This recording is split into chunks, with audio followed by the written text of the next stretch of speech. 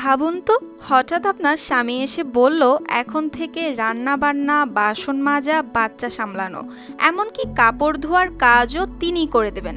অবাক হবেন নিশ্চয়ই, ভাববেন হয়তো সূর্য বুঝি পশ্চিম দিকে উঠেছে।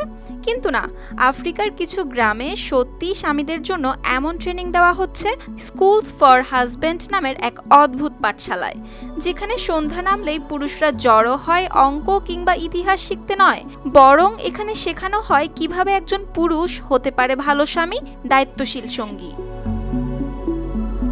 2011 সালে পশ্চিম আফ্রিকার সেনেগাল, নাইজার আর বুকির্না ফাসো সহ কয়েকটি দেশে জাতিসংঘের সহায়তায় চালু হয়েছে এই উদ্যোগ, যার উদ্দেশ্য একটি, নারীর স্বাস্থ্য আর নিরাপত্তা রক্ষা আর পুরুষদের মানসিকতা পরিবর্তন।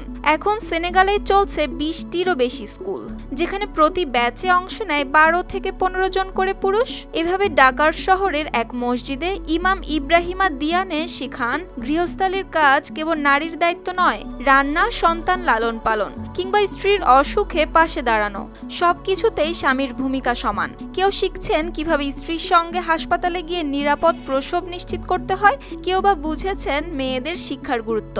যেখানে আগে পুরুষরা ভাবতেন ঘরে সন্তান জন্ম দেওয়া একেবারেই স্বাভাবিক প্রক্রিয়া, কিন্তু এই স্কুলে এসে তারা জানলেন ঘরে প্রসবের ঝুঁকি কতটা ভয়াবহ হতে পারে। তাই এখন তারা সন্তান জন্মের সময় স্ত্রীকে হাসপাতালে নিয়ে যান, আর সেই সিদ্ধান্তেই এখন বাঁচে শত নবজাতক আর মায়ের প্রাণ। ওয়ালটন এখন দেশের সীমানা পেরিয়ে পৌঁছে গিয়েছে 50টিরও বেশি দেশে। ওয়ালটন, ঘরে ঘরে, বিশ্বজুড়ে। এমন ছোট ছোট পরিবর্তন বদলে দিচ্ছে গোটা সমাজকে। যেখানে আগে নারীরা ছিলেন কেবল নীরব ভুক্তভোগী, সেখানে এখন তারা পাচ্ছেন স্বামীদের সহায়তা, ভালোবাসা আর সম্মান। অনেক নারী গর্বের সঙ্গে বলছেন তাদের স্বামী এখন আর শুধু আদেশ দেন না, বরং রান্নাঘরেও হাত লাগান, সন্তানদের পড়াশোনায়ও সময় দেন। ফলাফলও চোখে পড়ার মতো। মাতৃমৃত্যুহার কমেছে, নবজাতক মৃত্যুহারও নেমে এসেছে দ্রুত। পরিবারে বেড়েছে বোঝাপড়া, কমেছে সহিংসতা।